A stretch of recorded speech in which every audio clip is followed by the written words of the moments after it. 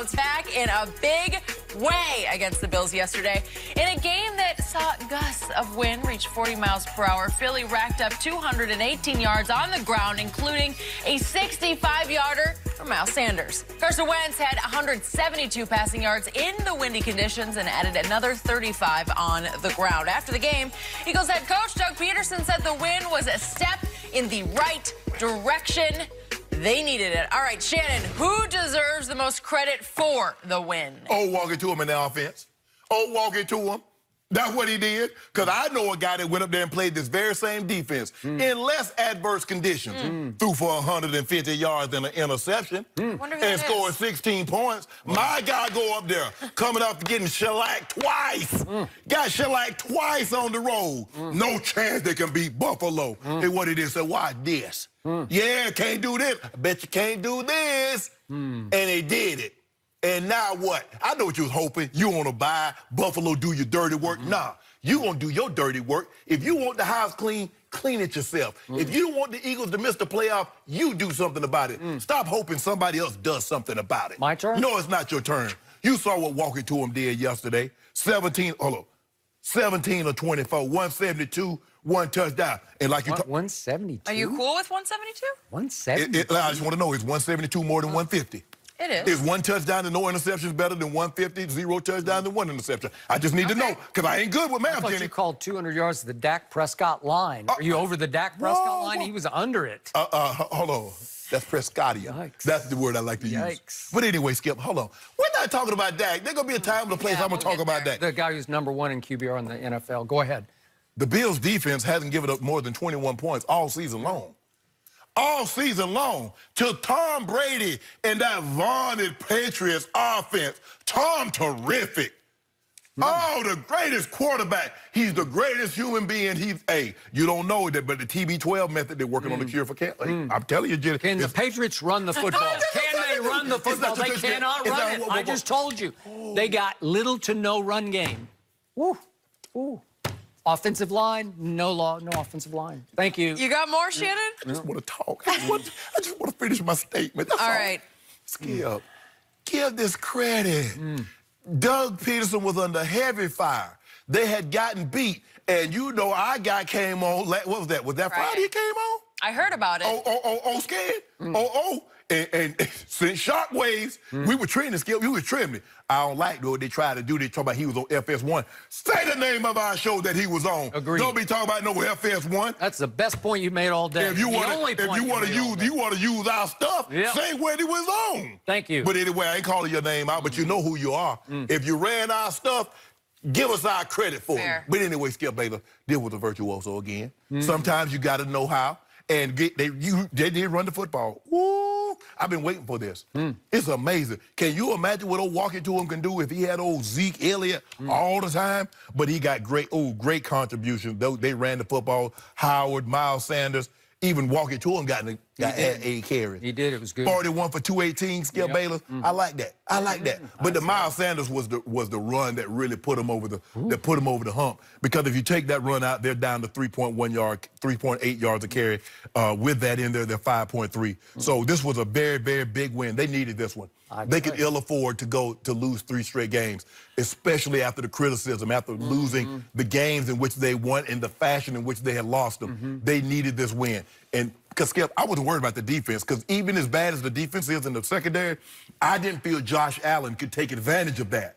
And so if you don't turn the ball over, you don't put them on short fields, the likelihood of Buffalo being able to move the ball down the field and put the ball in the end zone against you isn't very good.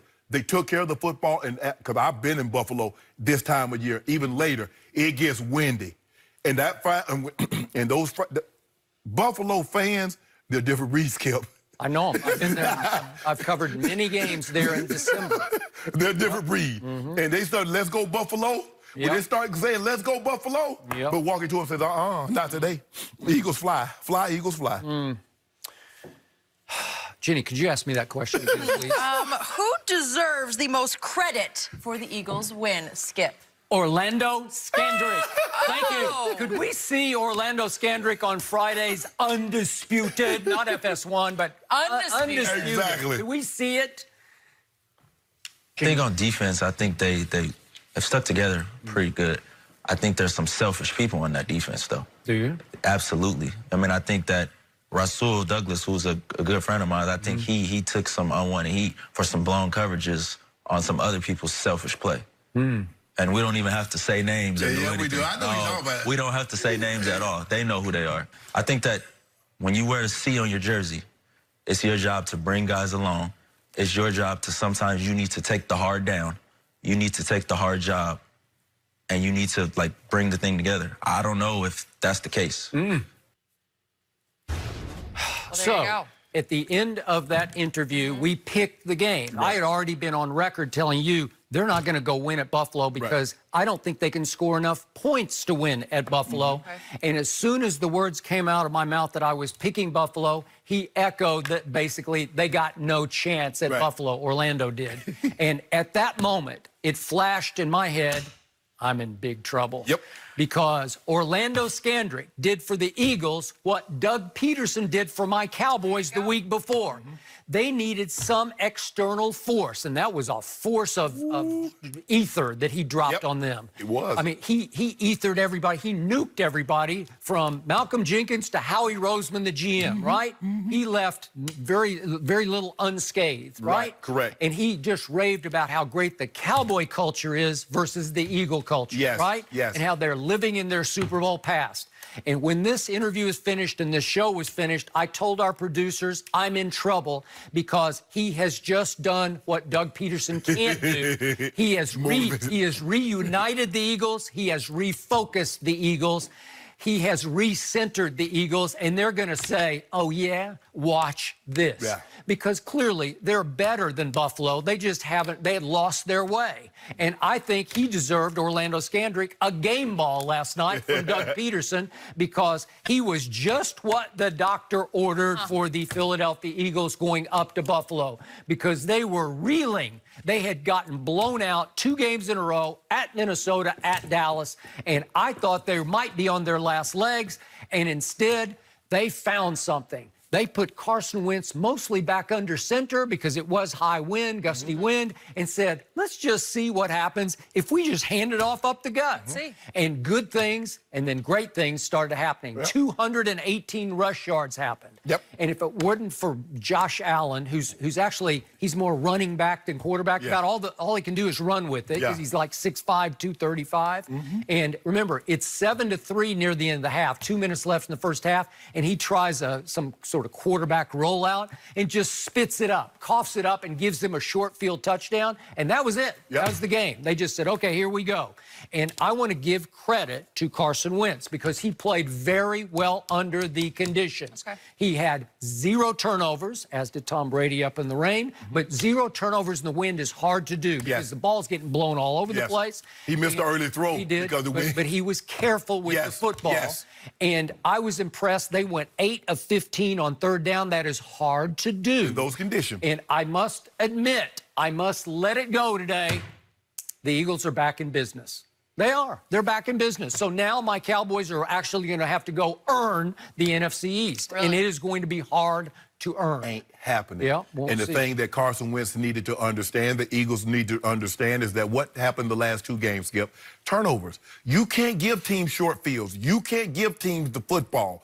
And it's like, if we take care of the ball, we like our chances. 71% completion percentage. I know a guy that was 18 or 39 for 46% completion percentage, Jenny, in less adverse conditions than what Walker to him did. They ran the football. They took time of possession. They dominated the time of possession. And when you don't turn the football over and you dominate time of possession, now, look, do I expect them to run the ball for 218 a game? No. But if they can get some, Skip, the thing is they need to get some resemblance of a run game.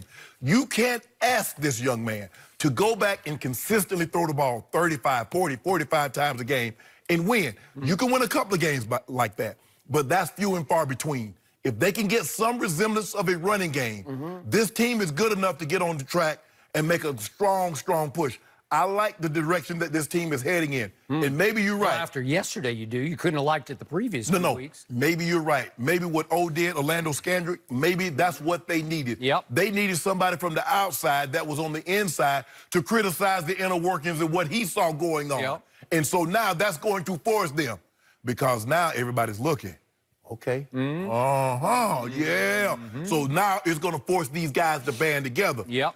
Okay. You and your team are in trouble.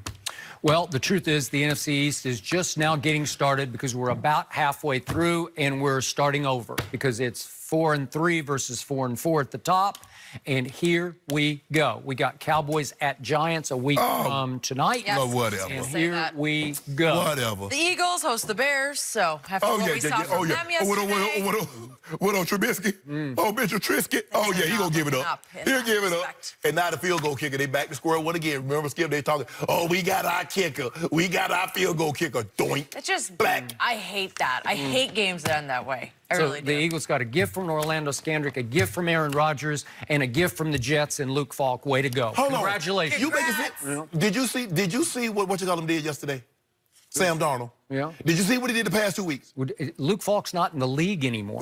If Sam Darnold was not the 3rd overall pick, he wouldn't be in the league. You loved Sam Darnold before the draft. I love him. He was out for a while with Mono. He's got, he's got to find his groove again. I love my first girlfriend. How'd that work out for us? I don't know. Yeah, you tell me. I'm here and she there. Okay.